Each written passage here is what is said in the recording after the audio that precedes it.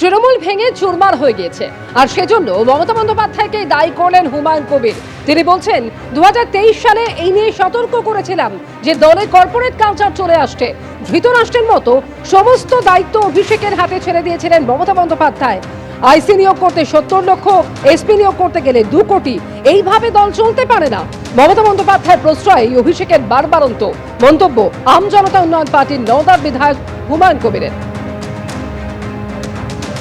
মমতা বন্দ্যোপাধ্যায়কে অনেক আগেই আমি ডাইরেক্টলি 2023 সালের পঞ্চায়েত নির্বাচনে ডাইরেক্ট মমতা বন্দ্যোপাধ্যায়কে বলেছিলাম যে আপনার দলটা কর্পোরেট সেক্টরে চলে যাচ্ছে বা বিজনেস ক্লাসে যেমন ফ্লাই করা হয় সেই রকম জায়গায় চলে যাচ্ছে, আপনি লাগামটা ধরুন।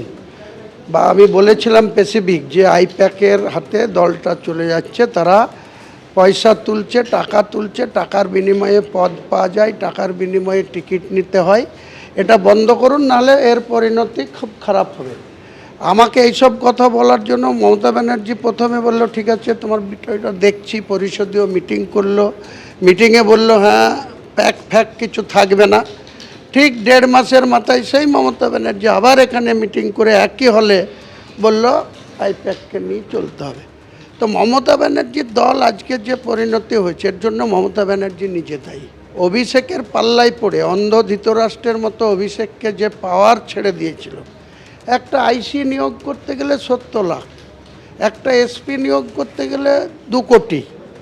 এইভাবে কোনো দিন একটা দল চলতে পারে না। সেই সুযোগটা এলওপি নিয়েছে।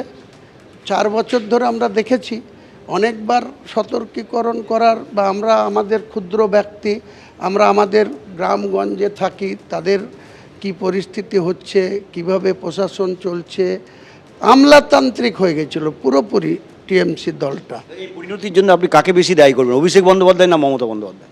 মমতা বন্দ্যোপাধ্যায়ের প্রশ্রয় ছাড়া অভিষেক বন্দ্যোপাধ্যায়ের একটা পা ফেলার ক্ষমতা ছিল না। তাহলে আমি তো মমতা দিকেই দায়ী করব। আমরা তো বারবার বলেছিলাম, আমি নিজে বলেছি, চেম্বারে গিয়ে বলেছি, হাউসের ভিতরে বলেছি, দিদি এই হচ্ছে আপনি সতর্ক হন। বলছে দেখছি, অভিষেককে বলে দিচ্ছি, অভিষেকের কাছে যাও।